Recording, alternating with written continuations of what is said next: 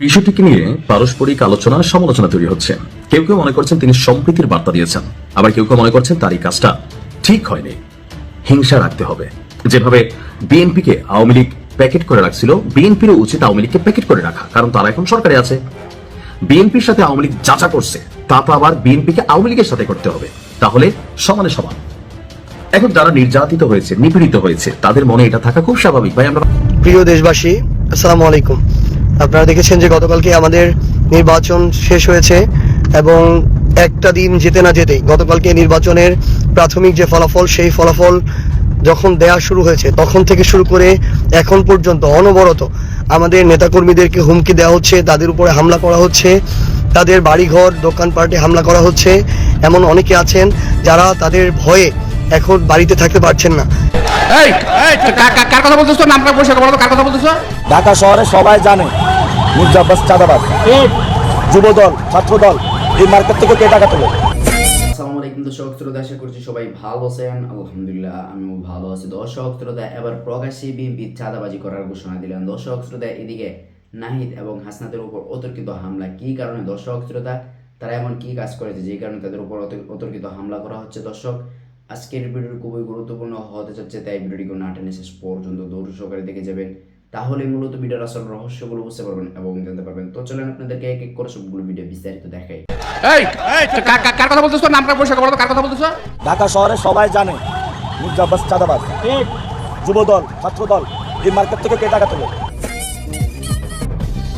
অবশেষে নানা জল্পনা কল্পনার অবসান ঘটিয়ে সম্পন্ন হয়েছে দেশের ত্রয়োদশ জাতীয় সংসদ নির্বাচন। নিরঙ্কুশ জয়ের মাধ্যমে সরকার গঠনের পথে বাংলাদেশ জাতীয়তাবাদী দল বিএনপি। তবে ফল ঘোষণার পরও রাজনৈতিক আলোচনার কেন্দ্রবিন্দুতে রয়েছে আলোচিত আসন ঢাকা ৮।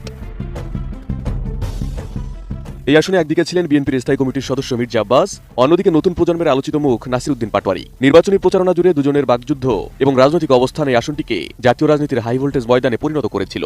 অনেকে এই প্রতিদ্বন্দ্বিতাকে আখ্যা দিয়েছেন রাজনীতির টম অ্যান্ড জেরি লড়াই। তবে ভোট গ্রহণ শেষে বেসরকারি ফলাফলে জয়ী হন মির্জা আব্বাস। রিটার্নিং কর্মকর্তার তথ্য অনুযায়ী ১০৯টি কেন্দ্রের মধ্যে ১০৮টিতে সরাসরি ভোট হয়। মির্জা আব্বাস পান ৫৬,৫৫২ ভোট, পোস্টাল ভোট সহ মোট ৫৯,৩৬৬ এবং নাসিরউদ্দিন পাটোয়ারি পান ৫১,৫৭২ ভোট। পোস্টাল ভোট সহ যা দাঁড়ায় ৫৪,১২৭ ভোটে, ব্যবধান ৫,২৩৯। নতুন লাক্স, যা ত্বককে করে কোমল আর দেয় ব্রাইট গ্লো। ট্রাই করো লাক্স। তবে ফল ঘোষণার পর থেকে সামাজিক যোগাযোগ মাধ্যমে পাটোয়ারিকে ঘিরে আলোচনা থেমে থাকেনি। সমর্থকদের অনেকেই হতাশ, তাদের প্রার্থী সংসদে যাচ্ছে না। আবার রাজনৈতিক বিশ্লেষকরা বলছেন এই নির্বাচনের পর নতুন বাস্তবতায় তার সংসদে যাওয়ার সম্ভাবনা পুরোপুরি উড়িয়ে দেওয়া যাচ্ছে না, কারণ আলোচনায় এসেছে দেশের সংসদ ব্যবস্থায় সম্ভাব্য এক বড় পরিবর্তন, দ্বিকক্ষ বিশিষ্ট পার্লামেন্ট। যদি বাংলাদেশে দ্বিকক্ষ বিশিষ্ট সংসদ কাঠামো চালু হয়, তাহলে নিম্নকক্ষে থাকবেন সরাসরি নির্বাচিত প্রতিনিধিরা এবং উচ্চকক্ষ হবে পিআর বা আনুপাতিক প্রতিনিধিত্বের ভিত্তিতে। এই পিআর পদ্ধতিতে আসন নির্ধারিত হয় মোট প্রাপ্ত ভোটের শতাংশ অনুযায়ী, কোনো নির্দিষ্ট আসনে জয় পরাজয়ের ভিত্তিতে নয়। সুতরাং ভোটের শতাংশই নির্ধারণ করতে পারে আসন। জানা গেছে ত্রয়োদশ জাতীয় সংসদ নির্বাচনে জোটভিত্তিক ভোটের হিসেবে বিএনপি জোট পেয়েছে প্রায় ৫৩% ভোট। যদি উচ্চকক্ষে ১০০টি আসন ধরা হয়, তাহলে আনুপাতিক হিসেবে বিএনপি জোট পেতে পারে প্রায় ৫৩টি আসন এবং জামাত সমর্থিত জোট পেতে পারে প্রায় ৪০টি আসন। অর্থাৎ যে দল জাতীয়ভাবে যত ভোট পেয়েছে উচ্চকক্ষে তত প্রতিনিধিত্ব পাবে, আর সেখানেই খুলছে পাটোয়ারির সংসদে যাওয়ার পথ। আমাদের উইন করার এবং একদম কনফার্ম এরকম জিতার মতন সিচুয়েশন আছে। নাসিরউদ্দিন পাটোয়ারি নির্বাচনে অংশ নিয়েছিলেন জাতীয় নাগরিক পার্টি থেকে, যা ছিল জামাত সমর্থিত জোটের অংশ। পিআর পদ্ধতিতে উচ্চকক্ষ গঠিত হলে দলগুলো তাদের প্রাপ্ত আসনে মনোনয়ন দিতে পারবে পছন্দের ব্যক্তিদের, সরাসরি নির্বাচনে জয়ী না হলেও। সেই হিসাবে এনসিপি যদি তাদের কোটার কোনো আসনে পাটোয়ারিকে মনোনয়ন দেয়, তাহলে তিনি নিম্নকক্ষে পরাজিত হলেও উচ্চকক্ষের সদস্য হিসেবে সংসদে প্রবেশ করতে পারবেন।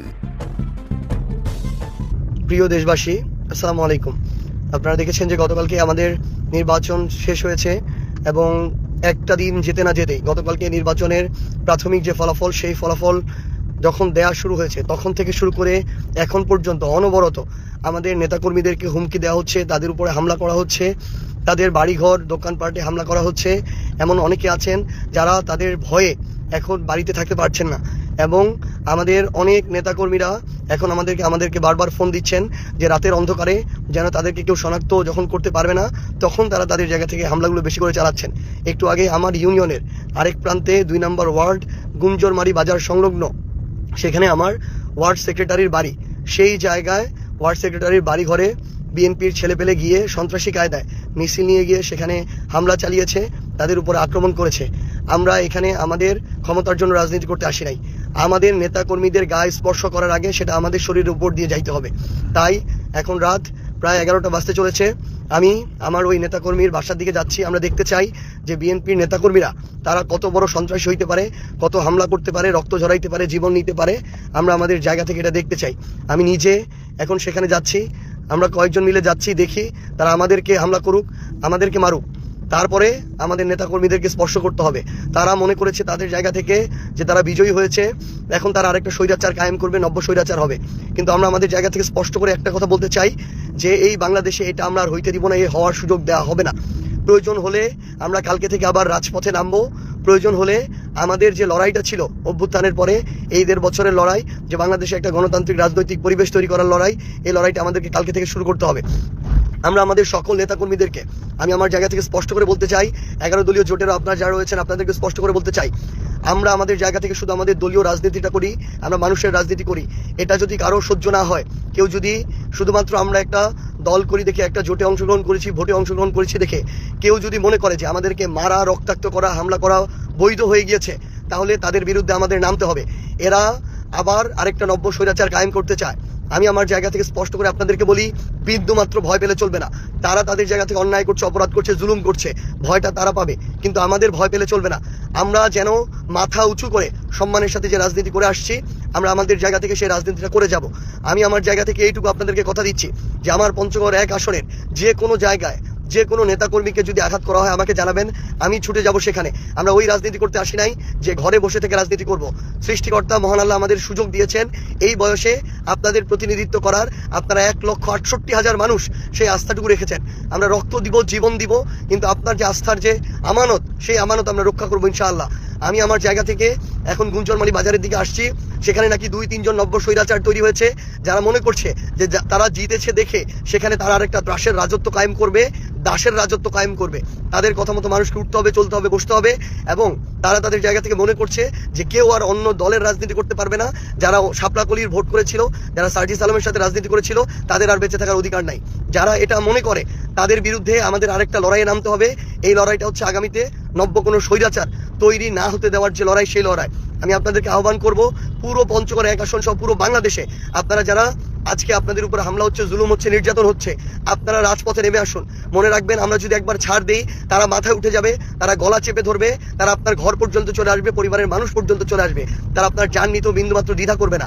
তারা বিগত 1.5 বছরে নিজেদের ভাইদের, রাজনৈতিক দলের সহকর্মীদের পর্যন্ত 150 থেকে 200 জনের জান নিয়েছে। আমার আপনার জান তাদের কাছে বিন্দুমাত্র মূল্য থাকে না। সেই জায়গায় আপনারা প্রতিবাদ জানান, ঘরে বসে থাকবেন না, বিন্দুমাত্র আপনাদের জায়গা থেকে ভয় পাবেন না। মনে রাখবেন, অপরাধ তারা করছে, তারা জুলুমকারী, তারা ভয় পাবে।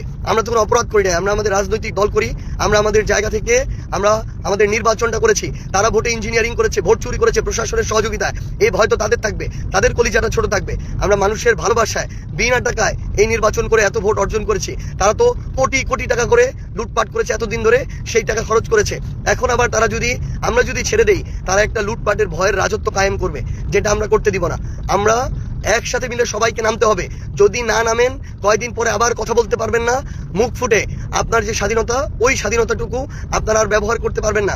কয়েকদিন পরে দেখবেন আবার আগের মতো আরেকটা ত্রাসের রাজত্ব কায়েম হয়েছে। এই জন্য প্রথম দিন থেকেই প্রত্যেকটা অন্যায়ের বিরুদ্ধে আমাদের একসাথে দাঁড়াইতে হবে। মনে রাখবেন, আমাদের এই রাজনীতিতে, এই পঞ্চগড় নয়, পুরো বাংলাদেশে আমাদের নেতাকর্মীদেরকে আমরা ছেড়ে যাবো না ইনশাআল্লাহ। আমাদের রক্তের উপর দিয়ে, জীবনের উপর দিয়ে তাদেরকে স্পর্শ করতে হবে। আমি আমার জায়গা থেকে এখন গুঞ্জনমারিতে আসছি। আমাদের যারা ভোটার ছিলেন, নেতাকর্মী, শুভাকাঙ্ক্ষী, সমর্থক, আপনারা গুঞ্জনমারি বাজার এখানে চলে আসুন। ইনশাআল্লাহ আমরা একসাথে মিলে সকল ধরনের নব্য স্বৈরাচার যারা আছেন, যারা নতুন করে মানুষের উপরে জুলুম করতে চায়, তাদেরকে আমরা রাজনৈতিকভাবে মোকাবেলা করবো ইনশাআল্লাহ। আর প্রশাসনকে স্পষ্ট করে একটা কথা বলি, প্রশাসন যদি ক্ষমতার দালালি করার জন্য প্রশাসন হন, যদি বসে বসে নাটক দেখার জন্য প্রশাসন হন, যদি তোষামত করে বড় পদ পদবি পাওয়ার জন্য, ওই লবিং করার জন্য আপনারা সকল অন্যায় মুখ বুঝে সহ্য করেন, তাহলে আপনাদের মতো মেরুদণ্ডহীন, ব্যক্তিত্বহীন মানুষদের এই প্রশাসন ছেড়ে দেওয়া উচিত। আমি আপনাদেরকে আহ্বান করব, আপনারা আপনাদের ওই শপথের মূল্য দিন, আপনারা এই দেশের সাথে আপনাদের যে কমিটমেন্ট, সেই কমিটমেন্টের মূল্য দিন। দয়া করে আপনার পেশার যে পেশাদারিত্ব, যে ইমানি দায়িত্ব, সেটার আপনার মূল্য দিন। আপনারা পুরো দেশে যে জুলুমগুলো হচ্ছে, সেই জুলুম বন্ধে আপনাদের যে অ্যাকশন, সেই অ্যাকশনগুলো নিন। এবং তারেক রহমানকে আমার জায়গা থেকে আমি স্পষ্ট করে একটা কথা বলতে চাই যে আপনি দেশে এসেছেন, আপনি আপনার জায়গা থেকে এই নেতাকর্মীদেরকে যারা আজকে থেকে 1.5 বছর আগে জুলুমের শিকার ছিল, যারা নির্যাতিত ছিল, অনেকে নিপীড়িত ছিল, তারা যে আজকে নতুন করে জালেম হয়ে উঠছে, তাদেরকে যদি আপনি আটকাইতে না পারেন, নিয়ন্ত্রণ না করতে পারেন, তাহলে আওয়ামী লীগের চেয়ে খারাপ পরিস্থিতি হবে আপনাদের। এই জন্য আহ্বান করব যে কঠোর নির্দেশনা দেন পুরা স্থানীয় পর্যায়ে। আপনাদের নেতারা যে ভয়ের রাজ্য কায়েম করছে, আপনাদের নেতাকর্মীরা যে একটা বুনো উল্লাস করছে, মানুষের বাড়িতে হামলা করে, মানুষের উপরে হামলা করে, রক্ত জড়িয়ে, এই বুনো উল্লাস আপনার থামাইতে হবে। আজকে আমার যুবশক্তির একজন কমিটির সদস্যকে তারা 15-20 জন মিলে পিটিয়ে মেরেছে, মারার পরে তাকে আবার পুলিশে ধরিয়ে দিয়েছে, আবার মিথ্যা মামলার নাটক সাজাচ্ছে যে মাদকের মামলা দিবে, আক্রমণের মামলা দিবে, আবার নাটক করে একজন গিয়ে হসপিটালে ভর্তি হয়ে থাকে।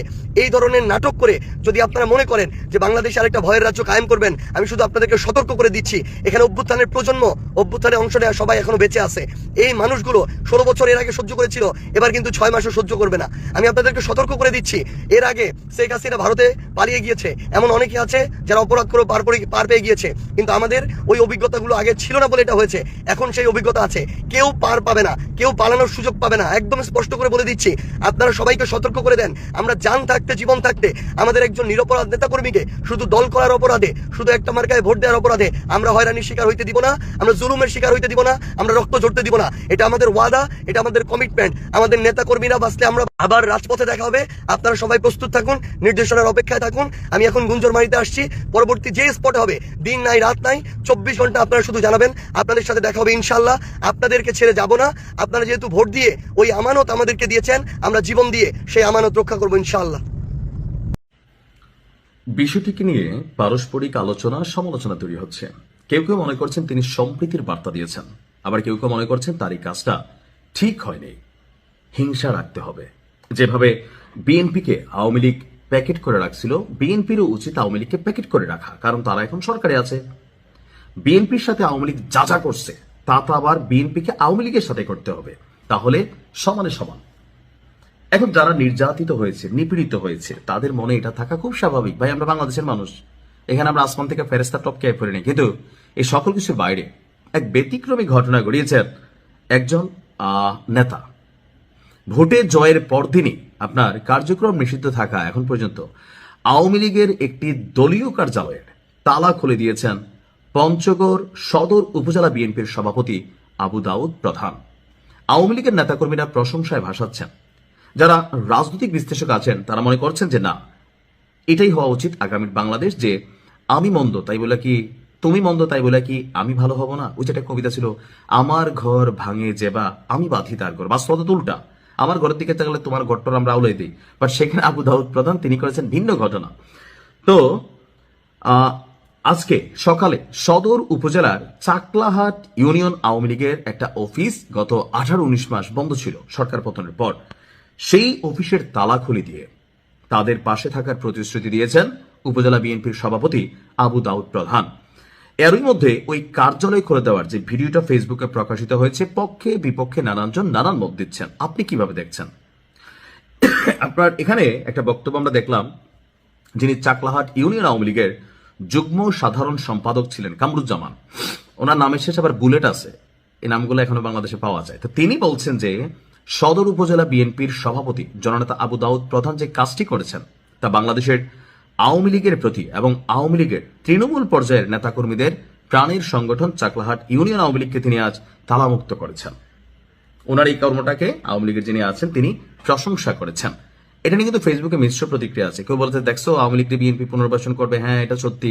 আবার কেউ বলছেন যে না ভাই, এক এলাকার মানুষ, কেন আওয়ামী লীগ খারাপ করছে দেখে তো আওয়ামী লীগের এরকম পতন হয়েছে, তো বিএনপি যদি খারাপই করে, বিএনপি যদি একই কাজ করে, তাহলে আর মন্দের ভালো কি ছিল? এখানে যার যার পয়েন্ট অফ ভিউতে তার তার মন্তব্য। আপনার এসব ইউনিয়ন আওয়ামী লীগের সদস্য এবং মুক্তিযোদ্ধা আবুল হোসেন তিনি আবার বলছেন যে আমাদের নামে মিথ্যা মামলা হয়েছে, সেখানে যেন আমাদেরকে রক্ষা করা হয়, সেই অনুরোধ জানাচ্ছি আমার মামা আবু দাউদ প্রধানের কাছে। এখন হয় কি, আমরা যারা বাংলাদেশের জনগণ আছি, আপনি একই পরিবারে দেখবেন এক ভাই বিএনপি, এক ভাই আওয়ামী লীগ, এক ভাই জামাত, আবার জামাই করে বিএনপি, বউ করে নৌকা, এরকম আছে না? মনে মনে আছে। অথবা মামাতো ভাই একটা করে, ফুফাতো ভাই, পুরা এলাকার মানুষগুলো তো আমরা একটা পরিবার। তো যখন রাজনীতিতে গিয়া আমরা হয় কি যে ধরেন প্রতিশোধ পরায়ণ হয়ে উঠি, তখন হয় কি যে আমরা পরিবার, এলাকার মানুষ, কাছের মানুষ এগুলো চাই না, যার কাছ থেকে ধান্দা করে খাওয়া যায়, লুটপাট করে খাওয়া যায়, মিথ্যা মামলা দিয়ে খাওয়া যায়, এই কাজগুলো কিন্তু হয়েছে। তো আপনার এখানে অনেক বক্তব্য আসছে। তবে বিএনপি নেতা আবু দাউদ প্রধান বললেন যে কিছুক্ষণ আগে আমি জানলাম আওয়ামী লীগের অফিসে তালা দেওয়া আছে। আগে যদি জানতাম আগেই ব্যবস্থা নিতাম। দীর্ঘ 18 প্রিয় দর্শক শ্রোতা, আপনাদের ভিডিও দেখতে দেখতে ভিডিও শেষ পর্যন্ত চলে আসেন। অবশ্যই আপনাদের মতামত কমেন্ট বক্সে জানাতে ভুলবেন না। আর এরকম নতুন নতুন আপডেট ভিডিও পেতে অবশ্যই আমাদের চ্যানেল এখন সাবস্ক্রাইব করে দিন। তো আপনাদের সাথে আবার দেখা হচ্ছে পরবর্তী এক ভিডিওতে।